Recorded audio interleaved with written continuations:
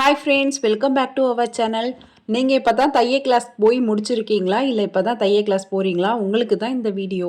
புதுசாக மிஷின் வாங்கியிருப்பீங்க, அதில் எப்படி நூல் கோக்குறதுன்னு தெரியாது, அவங்களுக்காக தான் இந்த வீடியோ. ஃபஸ்ட்டு எப்படி நூல் கோக்குறது அப்படின்னு நம்ம பார்க்கலாம். இப்போ நான் ஒரு த்ரெட்டு எடுத்திருக்கேன். இப்போது நூல் வந்து நமக்கு இந்த பக்கமாக வரணும். உங்களுக்கு தெரியுதா? பேக் சைடு வழியாக வரணும். இந்த பொசிஷனில் வச்சுட்டு நம்ம நூலை வந்து இதில் மாட்டிடலாம். இப்போ வந்து நமக்கு நூல் வந்து லெஃப்ட் சைடாக வருது. நமக்கு வந்து ரைட் சைடாக வரல, லெஃப்ட் சைடாக வருது. இந்த மாதிரி நம்ம கரெக்டாக நூலை வந்து மாட்டிடலாம். இதுக்கப்புறமா இந்த இடத்துக்கிட்ட நமக்கு ஒரு 3 ஹோல் இருக்கும் இங்கே. இதில் வந்து நம்ம எந்த ஹோலில் வேணாலும் நூலை கோத்துக்கலாம். நான் ஃபஸ்ட்டு உள்ள ஹோலில் வந்து கோத்துக்க போகிறேன். இப்போ மேலே உள்ள ஹோலில் நான் கோத்துக்கிறேன். இப்போ அந்த சைடு வழியாக நம்ம த்ரெட்டை வெளியில் எடுத்துடலாம். இதுதான் நமக்கு செகண்ட் ஸ்டெப்பு. இப்போ இது வழியாக நம்ம த்ரெட்டை வெளியில் எடுத்தாச்சு. இதுக்கப்புறமா இந்த டென்ஷனுக்கு வரலாம். இந்த டென்ஷனில் வந்து நம்ம த்ரெட்டை ஒரு சுற்றி கரெக்டாக அந்த ஸ்ப்ரிங்கு வழியாக வெளியில் எடுக்கணும். இதுதான் ரொம்ப முக்கியமானது.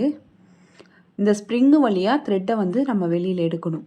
நமக்கு இந்த ஸ்ப்ரிங்கு வழியாக த்ரெட்டு வரலன்னா நமக்கு தையல் வந்து ஒரு மாதிரி முடிச்சா வந்துடும். கரெக்டாக இந்த ஸ்டெப்பை வந்து நம்ம ஃபாலோ பண்ணணும். இப்போது இந்த வழியாக நம்ம த்ரெட்டை எடுத்தாச்சு. இதுக்கப்புறம் இந்த இடத்துக்கிட்ட ஒரு கொக்கி மாதிரி இருக்கும். இதில் வந்து த்ரெட்டை வந்து உள்பக்கமாக எடுத்து விட்டுடலாம்.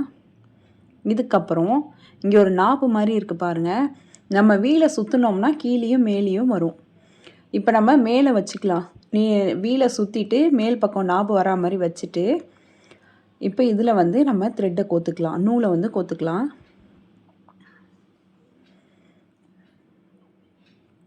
ஃபஸ்ட்டு நம்ம த்ரெட்டை மாட்டிட்டு அந்த 3 ஹோலில் ஏதாச்சும் ஒரு ஹோல் வழியாக வெளியில் எடுக்கணும்.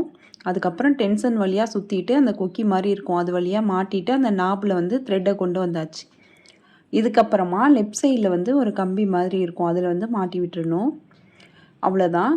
இதுக்கப்புறம் நம்ம நீடிலில் கோக்க வேண்டியதான். கீழே பாருங்கள் நீடிலில்.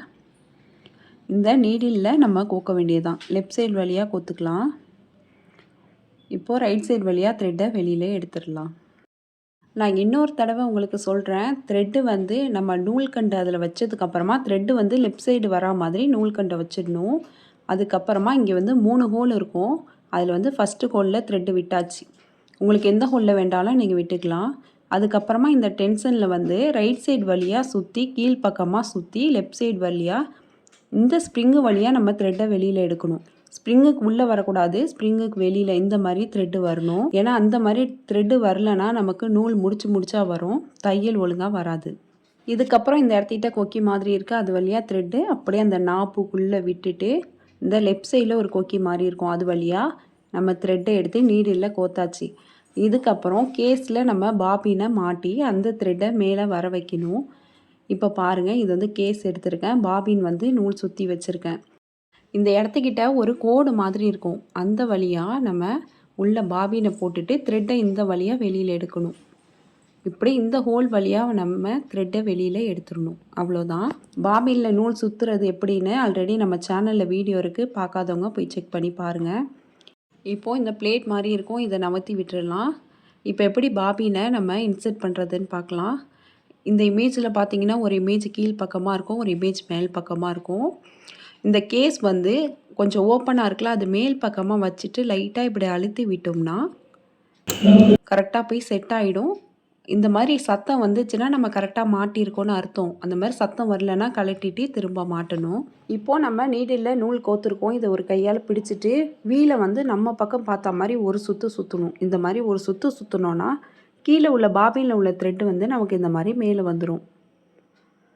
இப்போ இந்த மாதிரி மேலே வந்ததுக்கப்புறம் இந்த 2 த்ரெட்டையும் சேர்த்து இப்படி லெஃப்ட் சைடாக நம்ம இந்த ஃபூட்டுக்கு கீழே வந்து இப்படி எடுத்துடலாம். அவ்வளோதான். இப்போ வந்து நூல் கோத்தாச்சு. இதுக்கப்புறம் கீழே பார்த்தீங்கன்னா இதுக்கு பேர் நீ லிஃப்டர். ஏன்னா நம்ம முழங்கால் வழியாக நம்ம இதை லைட்டாக டச் பண்ணோன்னா நமக்கு வந்து ஃபூட் வந்து மேலே தூக்கும். நம்ம அடிக்கடி கையாலேயே ஃபூட்டை மேலே தூக்கி விடாமல் இதை வந்து யூஸ் பண்ணிக்கலாம். பாருங்கள், இதை நான் அழுத்தும் போது மேலே வந்து ஃபூட் வந்து மேலே தூக்கிக்குது. நான் இதை விட்டுட்டேன்னா ஃபூட் வந்து கீழே இறங்கிக்குது. இதுக்காக தான் இந்த நீ லிஃப்டர் கொடுத்துருக்காங்க. இதுக்கப்புறமா நம்ம மிஷினில் வந்து ஆயில் போட்டுக்கலாம். இந்த மாதிரி மிஷினில் எங்கெல்லாம் ஹோல் கொடுத்துருக்காங்களோ அங்கெல்லாம் நம்ம ஆயில் போட்டுக்கலாம். அதே மாதிரி இங்கே லெஃப்ட் சைடில் இங்கேயும் ஆயில் போட்டுக்கலாம். தையல் மிஷினுக்கு எப்படி ஆயில் போடணுன்னு ஆல்ரெடி ஒரு வீடியோ அப்லோட் பண்ணியிருக்கேன். உங்களுக்கு வேணும்னா போய் பாருங்கள். அதுக்கப்புறம் இந்த இடத்துக்கிட்டையும் நம்ம ஆயில் போட்டுக்கலாம். அப்புறம் முக்கியமாக நீடில் கிட்ட நம்ம ஆயில் போட்டுக்கலாம். அவ்வளோதான். இதுக்கப்புறமா நீங்கள் ஸ்டிச் பண்ண ஸ்டார்ட் பண்ணிடலாம். இப்போ நம்ம ஸ்டிச் பண்ணிக்கலாம். இது நம்ம பேக் ஸ்டிச் போடுறது எப்படின்னு பார்க்கலாம். ரைட் சைடில் எல் ஷேப்பில் இந்த மாதிரி ஒரு கம்பி மாதிரி இருக்கும். இதை நம்ம கீழ்ப்பக்கமாக இறக்கி விட்டோம்னா நமக்கு வந்து பேக் ஸ்டிச் போகும். இப்போ பாருங்கள், இதை அழுத்திட்டு நம்ம ஸ்டிச்சஸ் போட்டோம்னா எப்படி ஸ்டிச்சஸ் பேக்கில் போகுதுன்னு பாருங்கள். இதுதான் பேக் ஸ்டிச். அதுக்கப்புறம் திரும்ப அந்த கம்பியை விட்டுட்டோம்னா ஃப்ரண்ட்டில் வந்துடும். இதுக்கப்புறம் நம்ம த்ரெட்டை கட் பண்ணிக்கலாம். இந்த வீடியோ உங்களுக்கு யூஸ்ஃபுல்லாக இருந்துச்சுன்னா லைக் பண்ணுங்கள், ஷேர் பண்ணுங்கள், கமெண்ட் பண்ணுங்கள். மறக்காமல் சிபி சாய்ரா சேனலை சப்ஸ்கிரைப் பண்ணிவிட்டு பக்கத்தில் உள்ள பெல் ஐக்கானை கிளிக் பண்ணிவிடுங்க. அப்போ தான் நான் போடுற வீடியோஸ்லாம் உங்களுக்கு நோட்டிஃபிகேஷனில் வரும்.